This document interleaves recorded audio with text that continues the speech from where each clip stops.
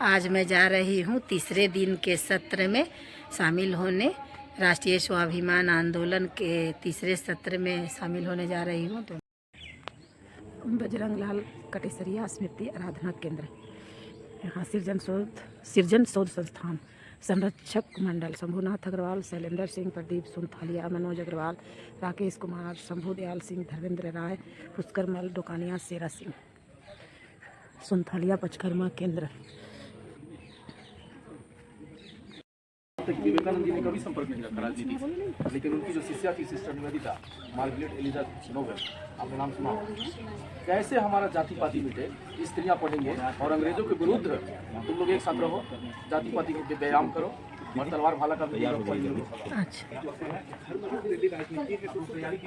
लेकिन राजनीति धर्म है, तो अभी का समय जो है वो राजनीति युक्त धर्म हो चुका है।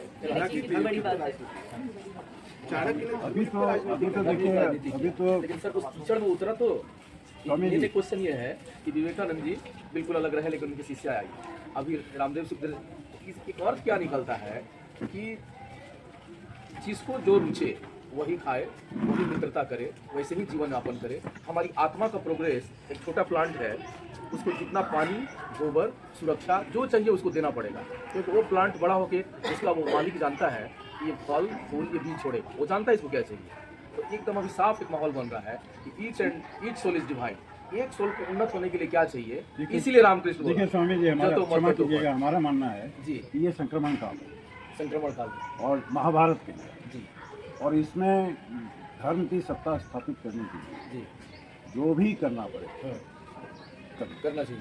आप लोगों को छोड़ के, आप लोग अलग है, स्वामी जी अलग है। ये आपका थॉट है कि हम लोग अलग हैं, लेकिन मैं क्या हूँ अलग ही मुझे पूरा पता नहीं, पूर्ण ज्ञान मुझे नहीं। नहीं मैं स्वामी समझ नहीं, आप लोग जो काम कर रहे हैं अद्वितीय काम और जमीनी काम है, एकदम ग्रास रूट पर काम है, और इस काम को ये काम बढ़े। जैसे छात्रों को पढ़ना है, ये काम बढ़े, फेस टू फेस हो गया, ये काम बढ़े। भाइयों को ट्रेनिंग लेना है, मैं उनसे ही फेस टू फेस हो गया, सारा लिंक भी कर दिया और सीधे जाके कर दिया।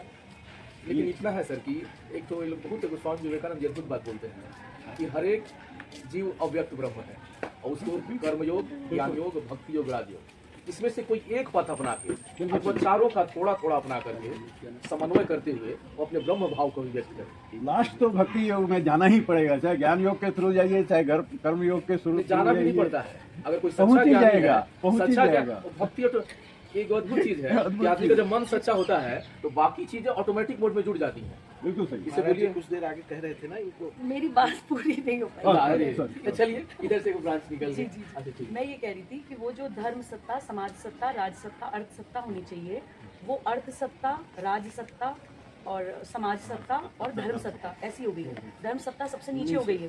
तो गोविंद जी कहते हैं कि कंप्लीट पैराडाइम शिफ्ट की जरूरत है। सबसे पहले हम ये नहीं कह रहे कि राजनीति खराब है, लेकिन वो राजनीति, जैसे वो विनोबा भावे जी का एग्जाम्पल दिया था कि किसी कुएं से पानी भरने वाली बात है, जब तक कुआं साफ, बाल्टी का पानी आप कितनी भी बार साफ कर दीजिए, 5 साल के लिए तो सरकारें आएंगी, एक बार आ गई चलिए साफ सरकार, दोबारा जब आप पानी उसी गंदे कुएं से भरेंगे दूसरी बार फिर गंदा आने की संभावना है। बाल्टी साफ नहीं करनी है, कुआं साफ करना है। कोई सरकार 5 साल नहीं 10 साल भी रहता है, अरे स्वामी 15 साल, लेकिन इसका एक तो अजीब भी आता है। स्वामी जी वो ठीक है, लेकिन हम पैराडाइम शिफ्ट की बात पानी तो गंदा ही आएगा, कुआं गंदा है तो पानी 10 साल रहे। दादा जी ये प्लीज सुन लीजिए, इम्पोर्टेंट प्लीज। एक और बता, हाँ बोलिए। हमारे संघ का एक 3 दिन का शिविर लगा था रांची, और उसमें माननीय सुदर्शन जी आए, माननीय सुदर्शन जी आए थे, गुमला वाले ना? हैं? नहीं सुदर्शन भगत सिंह, संघ के सरकारी संघ चालक, अच्छा हेड, हाँ वो आए। तो उस समय यहाँ झारखंड में बाबूलाल जी की सरकार बनी ही, उसके कुछ दिनों के बाद की, तो एक सत्र रखा गया प्रश्नोत्तर, अच्छा समाधान, ठीक है। तो उसमें कुछ प्रश्न तो आए संघ से संबंधित, और फिर सवाल आने शुरू हो गए सरकार के ऊपर से। तो उन्होंने जब देखा कि सरकार के ऊपर ज़्यादा सवाल है, उन्होंने कहा कि भाई जितने सवाल हैं सब आ जाए, फिर एक साथ ही हम हाँ, बेटर है, या तो नहीं देना, नहीं देख सकता। हाँ, तो कम से कम 15-20 लोगों ने अपने अपने प्रश्न किए, सारे सरकार से संबंधित या एमएलए से, हमारा सुनता नहीं है, सरकार नहीं है, हमारा कोई सुनता नहीं है, ये नहीं है, वो नहीं है, कई विधायक के बारे में कि बताइए वो संग थे और बदल गए और ये हो गया, वो तो सारे प्रश्न आ गए। तो उन्होंने कहा कि देखो भाई, राजनीति काजल की कोठी, और इसमें से बिना दाग लगे सही सलामत जो बाहर आ गया वो हमारा स्वयंसेवक है। बाकी सब हम कभी आपको नहीं कहेंगे कि राजनीति में जाइए या कुछ कीजिए, संघ कभी ये नहीं करता। तो उसमें से जो सही सलामत बाहर आ गया वो हमारा स्वयंसेवक। पक्का सेवा। लाटा जी, मुझे ना सिर्फ 1 मिनट चाहिए अपनी बात आप पूरी करने बोलिए के लिए। बोलिए। क्योंकि पता है ये दुर्भाग्य है, पता है जहाँ पे राजनीति शब्द आ जाता है ना, सब लोग उस डिस्कशंस में हम लोग इन्वॉल्व हो जाते हैं कहीं ना कहीं, और मेन मुद्दा रह जाता है।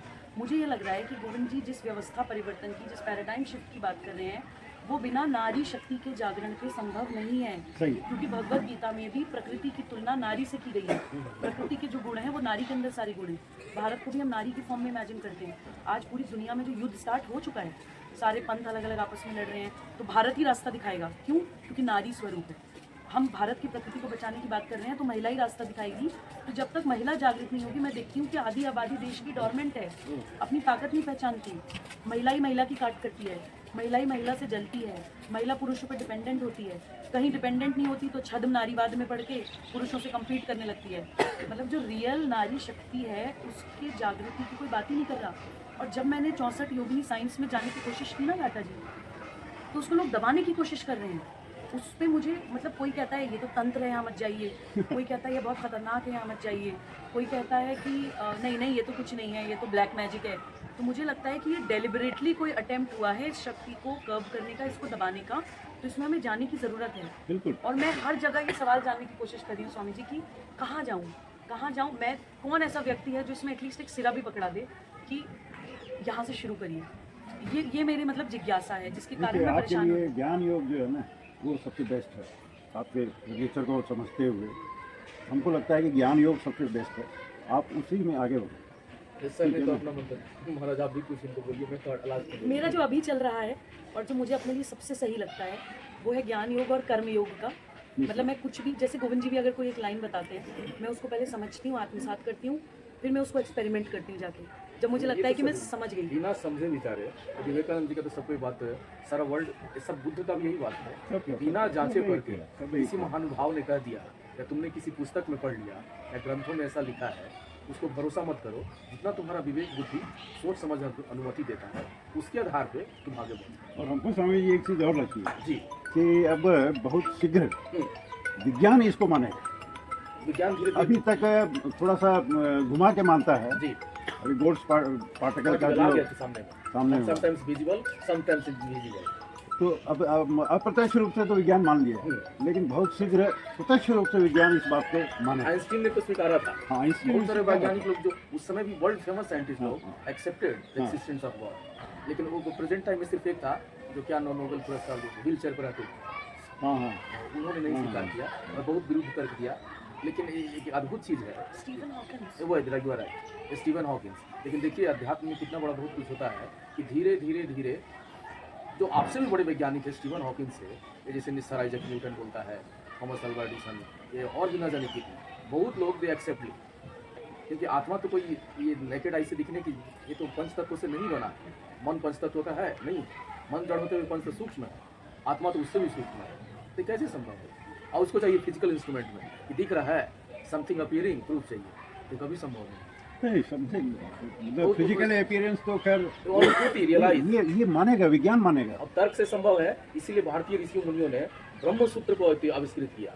महर्षि वेदव्यास ने पूरा 555 श्लोक का ब्रह्म सूत्र एक एक तर्क का उत्तर देते हैं। पतंजलि ने सीधे योग का आविष्कार, वो तो पहले से ही है, स्वतः भूत है। उन लोगों ने लिपिबद्ध करके योग के माध्यम से, तर्क के माध्यम से ब्रह्म जिज्ञासा, नारद भक्ति सूत्र भक्ति मार्ग की जिज्ञासा, और फिर हमारा कर्म योग तो जग जाहिर है, गीता का कर्म कि कर्म करो तो आसक्ति मत रखो, फल का चिंता मत करो, एवरीथिंग इज ओके। तो चारों योग पहले से है। महाराज आप इनका थोड़ा बताइए, मैं आपकी बात कहूँगा इसलिए इनसे कोई भूल हो रहा है। आप 64 योगिनी के विषय में जानना चाहते हैं या नारी शक्ति के विषय में जानना चाहते हैं कि नारियों के उत्थान के लिए ये विषय क्लियर नहीं हो पाया? जैसे नारी शक्ति नारी उत्थान तो सामाजिक विषय हो गया, 64 योगिनी एक डीपर एक अध्ययन हो गया या जो भी कहिए समझ हो गई। मैं उस चीज़ को समझते हुए समाज में कहाँ कमी छूट रही है, मतलब मैं कोई भी स्पिरिचुअल चीज़ भी अगर समझती हूँ तो मैं उसको सामाजिक जो हमारे मिशन है उसमें, जैसे कि Vivekananda mission is a spiritually oriented service mission, मैं राष्ट्रीय जागरण अभियान को भी इसी तरह का बनाना चाहती हूँ कि अध्यात्म से मोटिवेट होकर समाज की समस्याओं को हम दूर करें। उनका तो सीधा है, service to man is equal to service to God. आत्मनो मोक्षार्थम, हर एक जीव ही शिव। स्वामी जी, हाँ, दुनियादारी में रखते हैं। नहीं नहीं, आप लोग को हम लोग से ज़्यादा नॉलेज है। दुनियादारी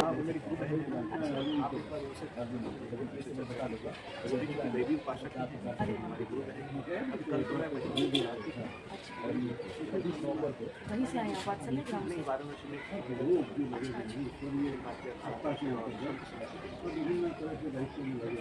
तो मैं चाहूँगी कि मैं क्योंकि नोएडा रहती हूँ, मैं चाहूँगी कि मैं तब जाऊँ जब वो वात्सल्य ग्राम में सुकून से बात भी हो पाएगी और जिस तरह से मैं चाह रही हूँ। क्योंकि मैंने एक बार स्पीच सुनी, स्पीच क्या कही आपकी अदालत में, बहुत कम लोग ऐसे होते हैं जिनको सुन के मैं ऐसे एकदम ठहर जाती हूँ। एंड आई वॉज फ्लोर्ड, और मैंने चैनल चेंज नहीं किया और मैं ऐसे करके उनको सुनती रही। मेरी माता जी मिली है उनसे, और एक दिन गोविंद जी से भी मैंने कहा कि नहीं जी मैं उनसे मिलना चाहता हूँ, बिल्कुल मिलूँगी। लेकिन भागदौड़ इतनी है कि विचार आया मन में कुछ लगा। मैं तो कल की ट्रेन है हमारी, सॉरी आज की ट्रेन है रात की 8 बजे, कल पहुँच जाऊँगा। कब तक? शब्दों से हम लोगों को संबोधित करें।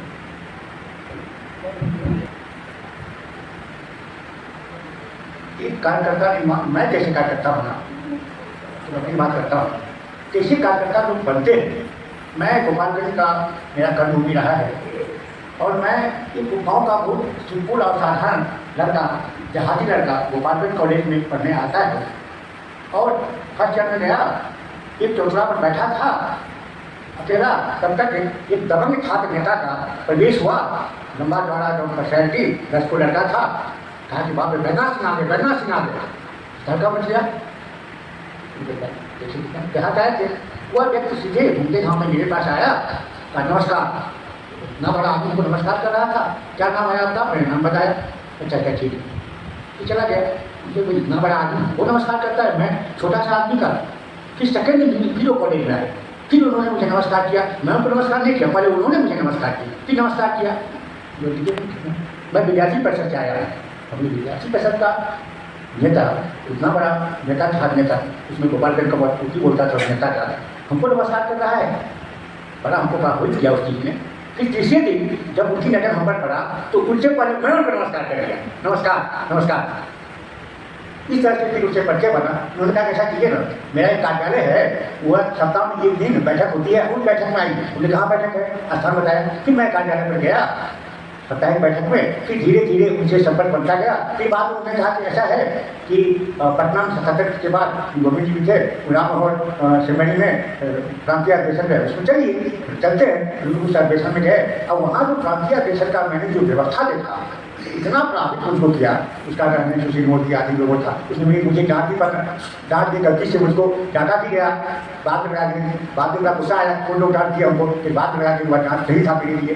तो कभी कभी डांट सही लगता है, बाद में तब खराब लगता है, बाद लगता है कि आदमी सही बोला है। फिर हम इस संगठन से जुड़ते थे, और पहली बार उसी जगह गोविंद जी से सुनने का मौका मिला। फिर धीरे धीरे मैं ये कहना चाहता हूँ कि कार्यकर्ता कैसे बनता है, कार्यकर्ता कैसे जुड़ता है, इसका मैंने अपना एक अनुभव सुना है।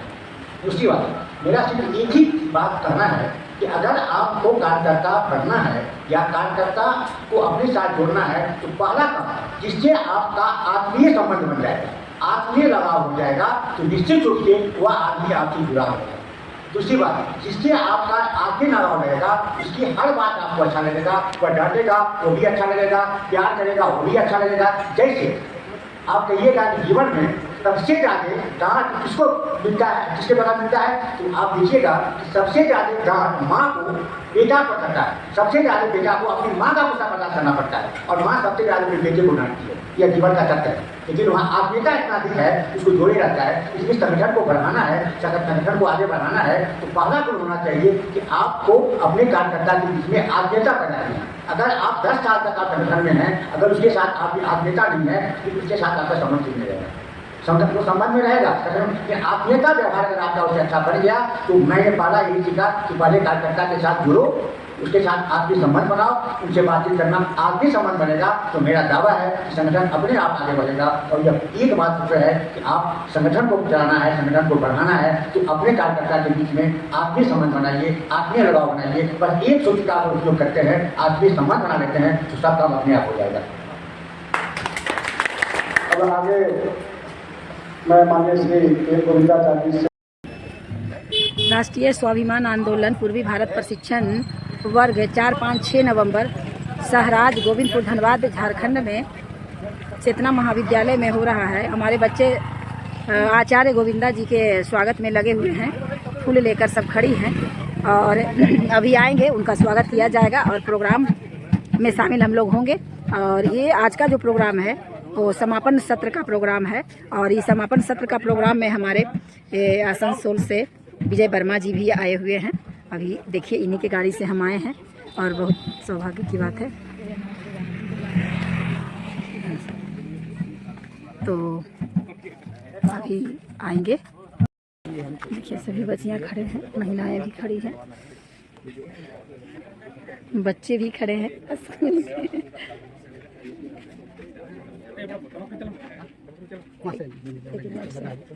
सभी बच्चे फूल लेकर खड़े हैं।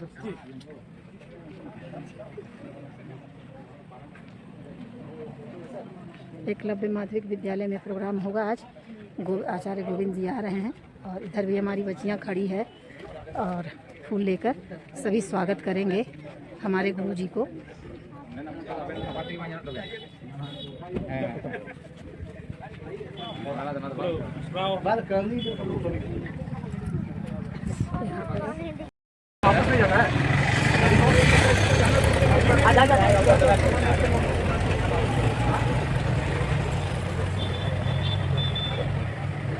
ये लो वीडियो बनाओ, फोटो भी खींच, पहले वीडियो बनाओ, फोटो लीजिए।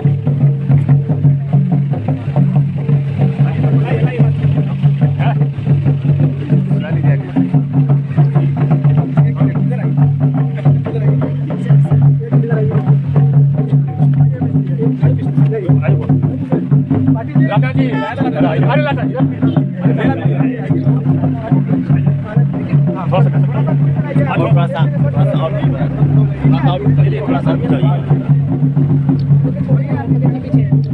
थोड़ा सा फोटोग्राफी में दिक्कत थोड़ा सा।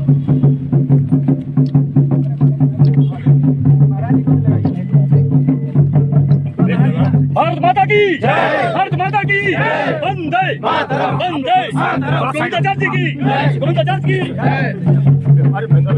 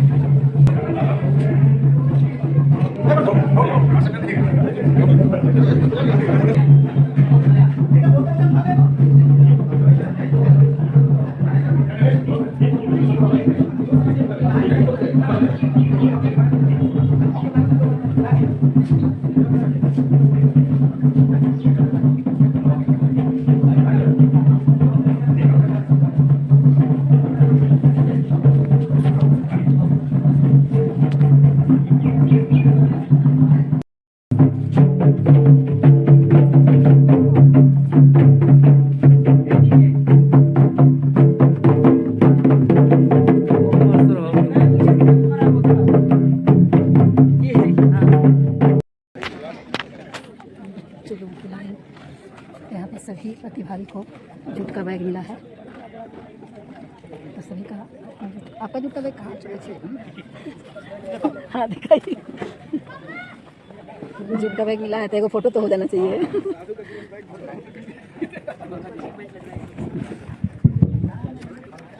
कार्यक्रम की तैयारी चल रही है और हमारे बीच में ललिता जी उपस्थित हैं। वे एक गीत प्रस्तुत करेंगी। पहली बार वो व्यक्तिगत प्रस्तुत करेंगी, ये मेरा बाद में हम सबको लगा तो फिर हम दूसरी बार में साथ में गाएंगे। नमन भरत भूमि को अभिनंदन भारत माँ को। राम कृष्ण की पावन धरती जो शक्ति संचार करे। राम कृष्ण की पावन धरती जो शक्ति संचार करे। जन जन में बलिदान भावना कोटे कोटे करने से भरे। अर्जुन भीम शिवाजी जैसे गुण निर्माण कराने को। शत शत नमन भरत भूमि को अभिनंदन भारत माँ को। इस धरती पर जन्म लिया यह सौभाग्य हमारा है। इस धरती पर जन्म लिया यह सौभाग्य हमारा है। इस पर ही हो जीवन अर्पण यह सौभाग्य हमारा है। बार बार यह जीवन पाए इस पर ही बलि जाने को। शत शत नमन भरत भूमि को अभिनंदन भारत माँ को। उत्तर में नगराज हिमालय माँ का मुकुट संवारता। उत्तर में नगराज हिमालय माँ का मुकुट संवारता। दक्षिण में रत्नाकर जिसके पावन चरण पखारता। बुला रही है हर प्राणी को गीता ज्ञान सुनाने को। शत शत नमन भारत भूमि को अभिनंदन भारत माँ को। शत शत नमन भारत भूमि को अभिनंदन भारत माँ को। जिसके रज कण मात कर रहे मलयागिरी के चंदन को। शत शत नमन भारत भूमि को अभिनंदन भारत माँ को। बोलो भारत मैया की जय। आज का मंच संचालन करने के लिए राष्ट्रीय स्वाभिमान आंदोलन के राष्ट्रीय सचिव अजय कुमार जी को मैं आमंत्रित करता हूं।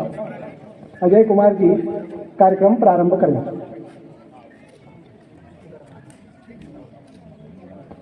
राष्ट्रीय स्वाभिमान आंदोलन के इस कार्यक्रम में आप सबों का पहले मैं स्वागत करता हूं। कार्यक्रम को आगे बढ़ाते हुए मैं सबसे पहले राष्ट्रीय स्वाभिमान आंदोलन के राष्ट्रीय संयोजक माननीय बसवराज पाटिल जी से आग्रह करूंगा कि हमारे राष्ट्रीय संरक्षक माननीय के.एन. गोविंदाचार्य जी को मंच पर ले आएं।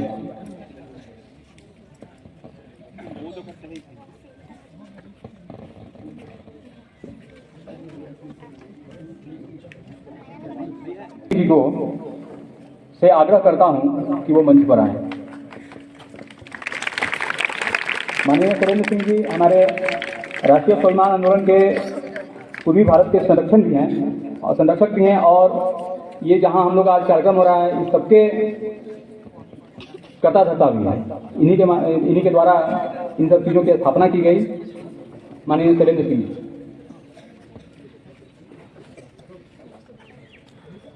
स्वामी हंसानंद जी से महाराज से आग्रह करूंगा कि वो मंच पर आए। माननीय हंसानंद जी,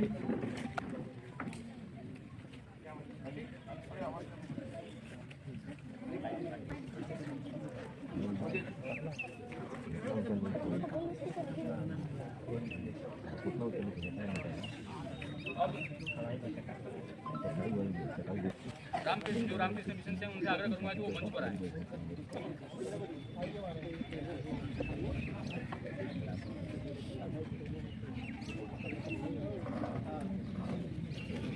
माननीय हरिप्रकाश लाटा जी से आग्रह करेंगे कि वो मंच पर आए। माननीय हरिप्रकाश लाटा जी जयप्रकाश आंदोलनकारी और एक बड़े समाज सेवी के रूप में हम लोग उनको जानते हैं। माननीय हरिप्रकाश लाटा जी। माननीय महेंद्र अग्रवाल जी से आग्रह है कि वो मंच पर आएं और अपना स्थान ग्रहण करें। माननीय महेंद्र अग्रवाल जी एक व्यवसायी के साथ साथ समाज सेवी भी हैं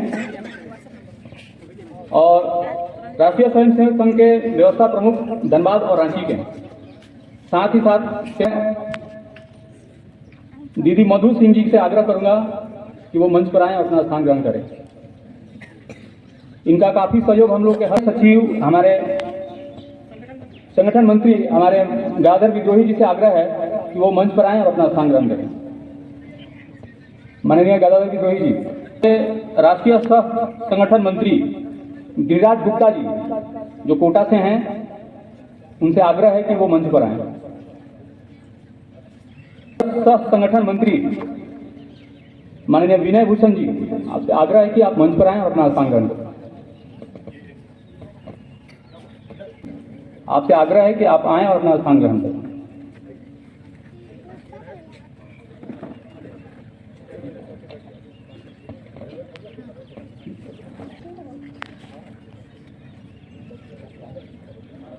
सेना विद्यालय के बच्चों से हम लोग एक गीत सुनेंगे या प्रार्थना गीत सुनेंगे।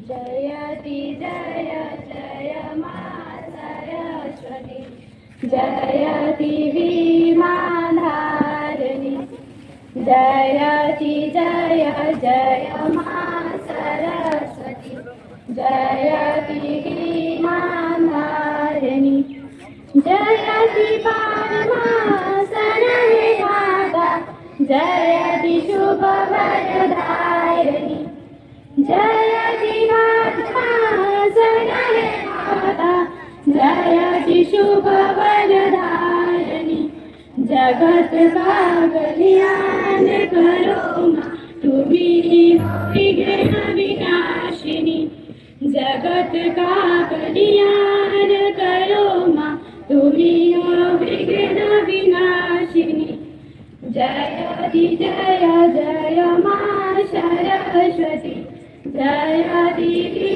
विमाधारिणी, कमलियासना छोड़ दे मां, देख मेरी दुर्दशा, कमलियासना छोड़ दे मां, देख मेरी दुर्दशा, शांति की दरिया बहारे फिर से जग में चांदनी, शांति की दरिया बहारे फिर से जग में चांदनी, जयति जय जय मां सरस्वती, जयति विमाधारिणी, जयति विमाधारिणी।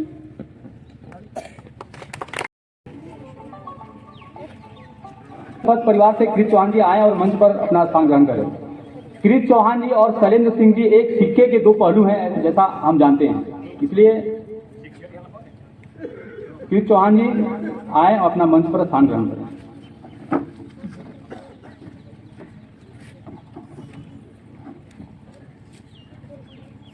स्वागत के लिए स्वागत गीत के लिए हम आमंत्रित करते हैं दीदी वंजना झा जी को। आए और एक स्वागत गीत प्रस्तुत। गुरु विष्णु गुरुदेवो महेश्वरः गुरु साक्षात् परब्रह्मा तस्मै श्री गुरुवे नमः। बोले भारत माता की। जहाँ डाल डाल पर सोने की चिड़िया करती है बसेरा, वो भारत देश है मेरा, वो भारत देश है मेरा। जहाँ डाल डाल पर सोने की चिड़िया करती है बसेरा, वो भारत देश है मेरा, वो भारत देश है, वो भारत देश है मेरा। जहाँ डाल डाल पर सोने की चिड़िया करती है बसेरा, वो भारत देश है मेरा, वो भारत देश है मेरा, मेरा। जहाँ सत्य अहिंसा और धर्म का पग पग लगता डेरा, वो भारत देश है मेरा, वो भारत देश है मेरा। यह धरती वो जहाँ ऋषि मुनि जपते प्रभु नाम की माला, वो भारत देश है मेरा, वो भारत देश है मेरा।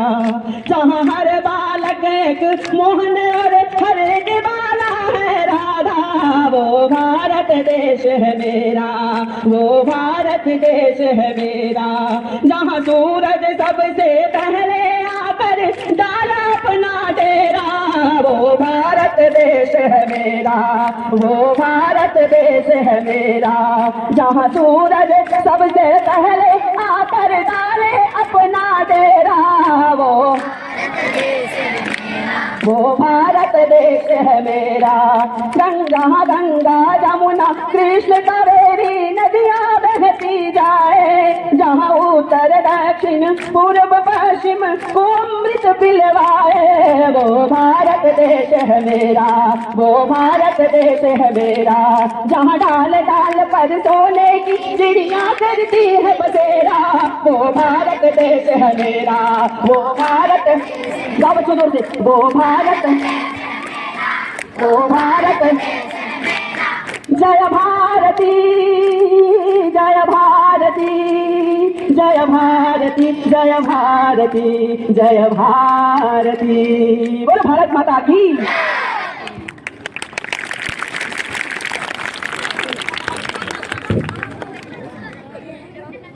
अतिथियों के स्वागत के लिए, उनके बारे में कुछ कहने के लिए मैं स्वागत भाषण के लिए राष्ट्रीय स्वाभिमान आंदोलन के राष्ट्रीय संयोजक माननीय बसवराज पाटिल जी से आग्रह करता हूं कि वो आए।